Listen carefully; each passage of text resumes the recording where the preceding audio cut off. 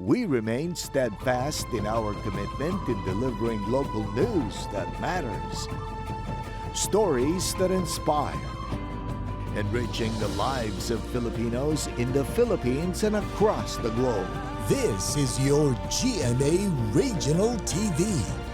Buong puso para sa Pilipino.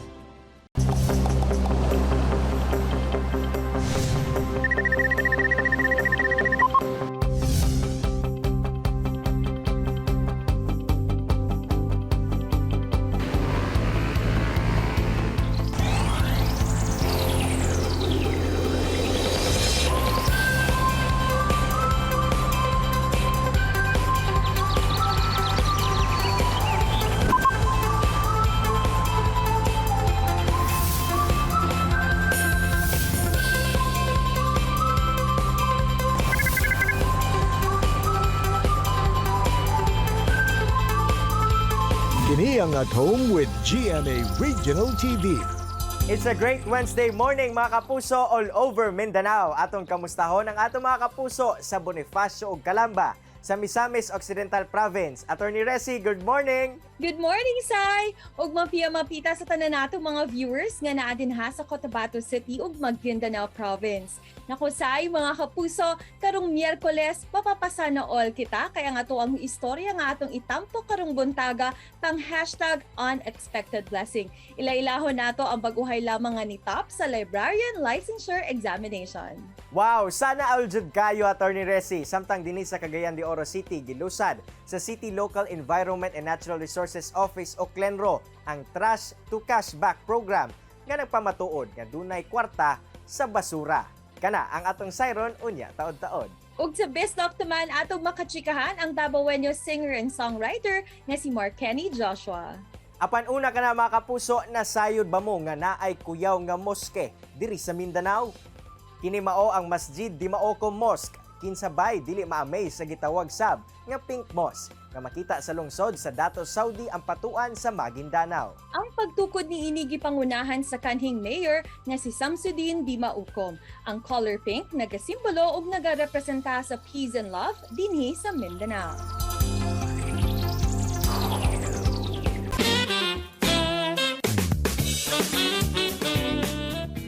Mga kapuso, kanong buntaga makijam kita kauban ng Mindanaoan singer and songwriter nga si Markenny Joshua. Maayong buntag Markenny ug welcome diri sa At Home with GMA Regional TV. Kamusta ka na and when did you start ba your passion for singing? I'm doing great. I have family background from musicians. Actually, I come from a very musical family. Pero I don't think it's solely kanang just talent because I would say na I worked very hard to practice my craft. And yeah, kanang not just because not just talent but I would say nga I really worked very hard to every day. I mean, I would play the guitar every day, sing every day, and I would write every now and then just to help me with my craft. So, yeah, a lot of family kanang backgrounds. I grew up kanang listening to music all the time. Also listening to a band nga setup being played. So I was kanang babad ko ana nga setting. Pero it was really with me nga to pursue music as a craft. I was able to join Min Pop 2020 and dito nagsugod. I really just submitted a song that I thought was good. Pero I did not expect that I would win second runner-up. I thought nga, taman ako top 10 or sa ba. But then yeah, winning Min Pop 2020 second runner-up really boosted my career in a sense. It jump-started my career. Kana. Sir, hisgutan po nato ang kanta nga bag-o lang nimo gi-release. Unsa ba ang istorya likod ani nga kanta? Inspiration behind Save Me was actually, it's a tribute to my darker days. The times na I was feeling down. I had nobody to talk to. You know, I think everyone has those kind of days na we just don't feel like functioning sometimes. Pero yeah, it was actually it's not about kalang gamaoy ko or whatever. Actually, I was inspired to write that because I felt like I was in a much happier place. I thought that I had better mental health, and then I was just happier in general. Diri sa Mindanao, daghan kay tag mga talented na mga singers. Unsa man ang mga tips na imuhang pwede ma-share? Hilabi na sa tanan natong mga kapuso nga naga-aspire pod nga mamahimong successful singer ug songwriter. I think maingon nako for those who want to be more aspiring to be songwriters. I would say just write your music and write it down somewhere, like probably your phone or your notebook. Just write and write. Okay? Do not be conscious nga, this is my type of music. I don't think anyone's gonna like it. Eventually someone will like it because there's 7 billion people in the world. Eventually one person will like it, and then just focus on the people that do. Don't focus on the people that don't. Also, a big tip is to just join songwriting workshops. Joining a songwriting workshop changed the way I saw songwriting. I mean, yeah, it's still a form of expression and there is freedom in writing, but there are a couple do's and don'ts, and there is a very subtle craft to songwriting, and I think that joining a songwriting workshop is definitely gonna help you in that sense. Alang kanimo Sir Mark Kenny, unsa ba ka importante ang music karon karong panahona?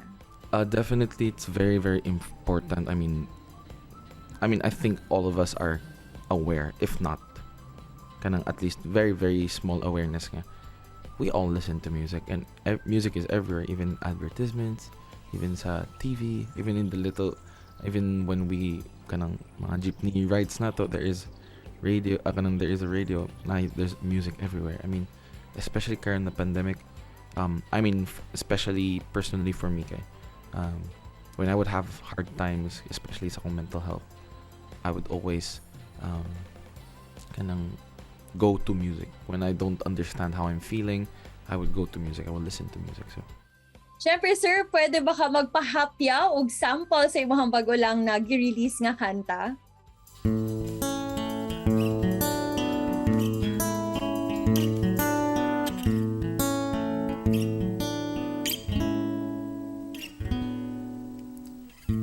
Is anybody out there? I need someone to notice me. I need someone to tell me everything. Oh yeah, everything is gonna be okay.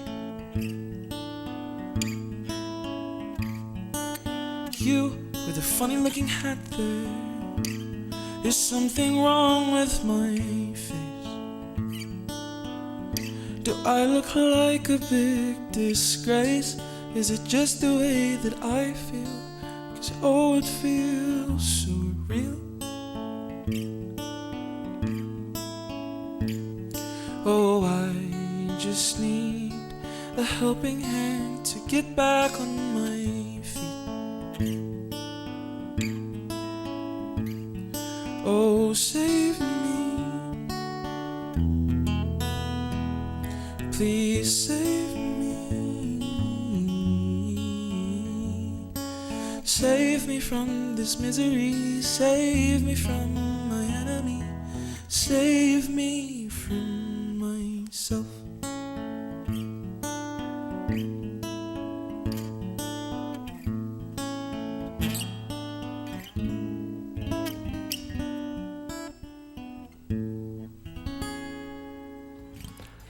Yeah, I would always love to thank my fans, my supporters. Yeah. Even though there are definitely times that I feel like giving up, but then reading comments from my fans, from my supporters, that has really helped me push through, especially in these times. Yeah, I would also like to thank my family. Also, of course, Min Pop. Thank you so much for helping me with my with the whole Mindanao music, helping Mindanao music kanang grow good as a whole. Also, I would like to invite you. I would like to ask you guys to listen to my song. If you have any problem, if you have troubles, especially with your mental health, especially since this month is Mental Health Awareness Month, I would like to voice out that you are not alone in this battle. Stream Save Me on Spotify, YouTube Music, Apple Music, and Deezer. Also on all social medias that's at _ MARCKENNY. I have a Twitter, Instagram, TikTok, also music, also Facebook. That's Mark Kenny Music. Also have YouTube. Just search my name, MARCKENNY. I'm on YouTube, Spotify, Deezer, and Apple Music. Thank you. Dagang salamat, Sir Mark Kenny. We wish you all the best po. Stay safe. Thank you so much, Attorney Resi, for inviting me here at Home with GMA Regional TV. Kini ang At Home with GMA Regional TV.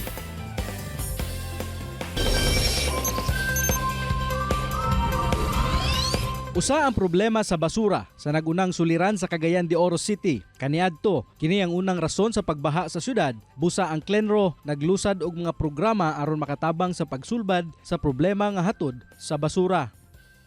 Mga kapuso, this morning sabay tang makisayod ni ining bagong programa sa lokal nga kagamhanan sa Cagayan de Oro nga sigurado kung makatabang sa kinaiyahan ug sa katawhan.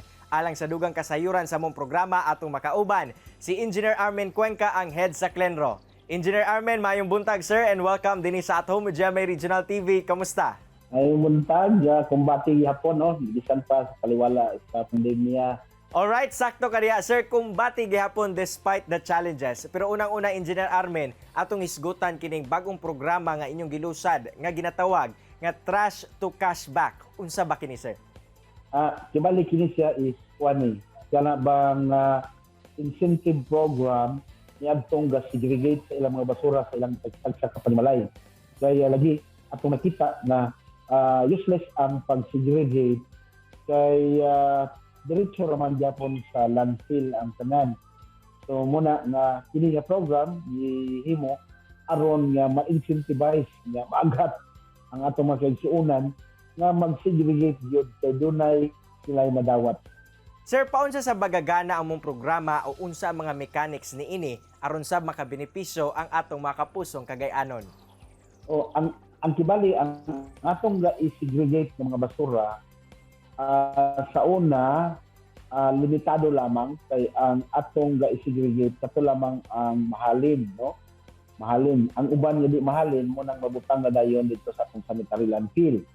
Sa pagkakaroon kining cash to cash back, apil ang mga basura nga atong gituuhan nga wala nay pulos sama sa single use plastic, no? Kanang puto sa atong isda, sa atong karne, sa atong mga gipang grocery nga mga vegetables and poultry products, bisan pa ang sa karne, apil siya tibangon unya dayon do na kay mapaabot nga environmental points nga ihatag diya kanimo o imong magamit, imong i-redeem o imong ibayad sa imong musunod nga mga purchases. Siyempre sir, unsa pod ba ang mga benepisyo o mga premyo nga makuha sa atong mga kapuso nga moapil ni ini? Naasiyay katong kanang kini imong disegregate, imong dadon sa may basura exchange, no? Sa pagkakaroon na siya sa Gaston Park, unya by next week mabalhin na siya sa Divisoria, then ang succeeding dayon is wanto na dayon sa mga clustered barangay. So ang imong basura imong ipatimbang, but before that kinahanglan nga mag-upload ka sa BXtra app, no, sa atong cellphone aron nga naa kay account kay diha isulod ang imong environmental points. So kada kilo sa imong plastic, sa imong papel, sa imong karton, sa imong mga metals nga ipatimbang, naa siya corresponding environmental points, no? Ang kanang points equal na siya, ang 1 point equals 1 piso, no? So muna dayon ang atong ipalit, atong ibayad ngadto sa atong mga business partners. So inana siya ka high tech.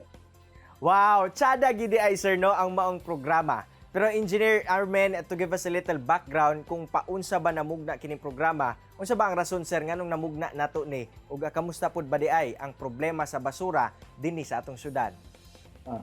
Usa ka pinakarason yun mao ang pag-comply sa Republic Act 9003 na dapat ma-reduce nato, ma-divert nato atong mga basura na dili na siya moadto sa sanitary landfill, no? Ikaduha, ang basura nga kanilabi na ning mga single use plastic kana mga PET bottles, no, di man na mahalin pero dinhi maapil na siya og cashback gyapon na siya kay kana siya mo paiyon dito sa atong kadagatan. Mao na nga inaagi ni ini nga programa maminusan ang atong basura, mo taas ang lifespan sa atong sanitary landfill og mahinlo ang atong kadagatan kay ang katong mga basura nga atong gidahom nga wala na pulos, na ilabay na lang sa kanal, ilabay na lang isang asa, papuslan dahil siya pinaagi niining atong trash to cash back program. Panginaot na mo, sir, nga pinaagi ni ining trash to cash back masulbad na gayod o maalibyuhan ang problema sa basura dinhi sa Dakbayan. Engineer Armen, I'll give you the time to invite our Kapuso viewers nga moapil ni ining programa. Mga kapuso, apil na, tabang alang sa atong kinaiyahan, tabang aron nga maminusan ang problema sa atong basura, maminusan ang problema sa atong paghugaw-hugaw sa atong kadagatan. Pinaagi sa pagsalmot niini nga programa o usab paghahatag kanimo og insentibo tungod kay may pera sa basura, Ang mga basura nga mapuslan sa kaniadto karon mapuslan na kay doon natay incentive nga madawat. Doon natay environmental points nga itong madawat kung pwede na ito kabayluan dito sa atong mga partners establishment. Daghang kay salamat sa imong oras nga gihatag sa atong GMA Regional TV, Engineer Armen Cuenca, sir. Ug panginaot namo nga mas daghan pa ang mga kagay-anon nga mahigugma sa kinaiyahan ug moapil sa inyong programa. Amping kanunay. Relax lang mga kapuso, kay mo balik pa ang At Home with GMA Regional TV. Kini ang At Home with GMA Regional TV.